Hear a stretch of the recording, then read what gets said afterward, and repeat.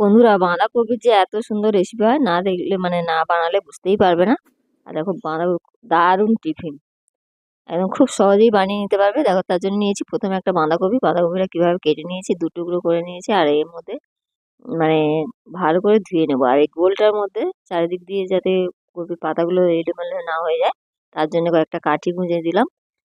দেখো, একদম কাঠি গুঁজে দিয়েছি, একদম রেডি।